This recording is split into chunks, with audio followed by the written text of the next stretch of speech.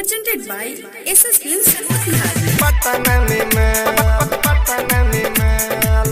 Music by Saurabh Aiswarya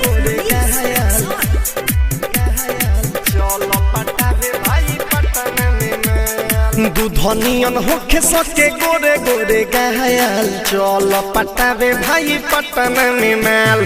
दूधनियन होखे सके गोरे गोरे गायल चल पटावे भाई पटन में माल।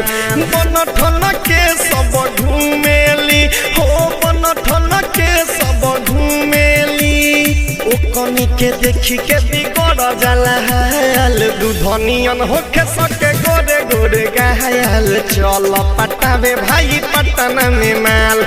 दूधनियन होखे सके गोरे गोरे गायल चल पटावे भाई पटन में माल। Saurabh Digital Recording Studio Patna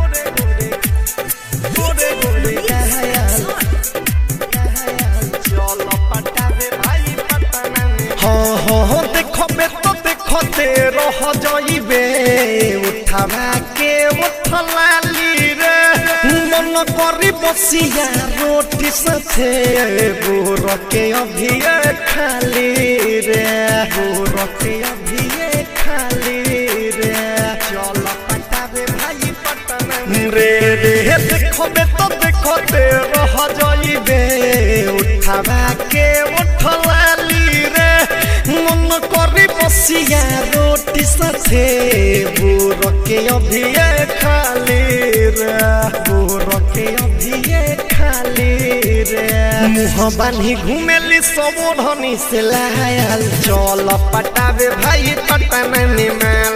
दूधनियन होला सके गोरे गोरे गायल चल पटावे भाई पटन में माल। बन ठन के सब घूमेली हो बन ठन के सब घूमेली उकनी के देखी के बिगड़ जाला हाल। दूधनियन होके सके गोरे गोरे गायल चल पटावे भाई पटन में माल। दूधनियन होला सके गोरे गोरे गायल चल पटावे भाई पटन में माल। पटन में माल गोरे गोरे गोरे गोरे गोरे गोरे गायल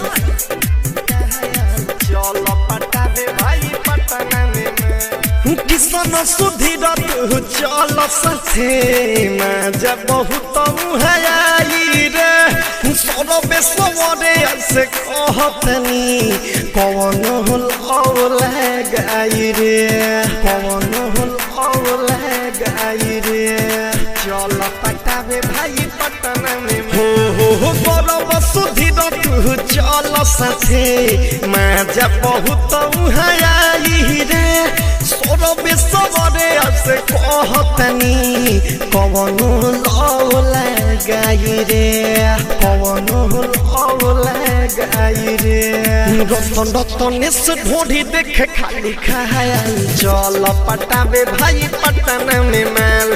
दूधनियन होके सके गोरे गोरे गायल चल पटावे भाई पटन में माल।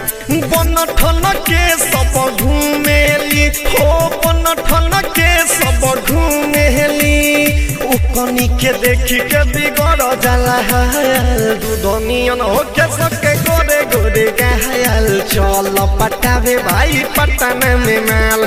दूधनियन होला सके गोरे गोरे गायल चल पटावे भाई पटन में माल। Saurabh Digital Recording Studio Motihari।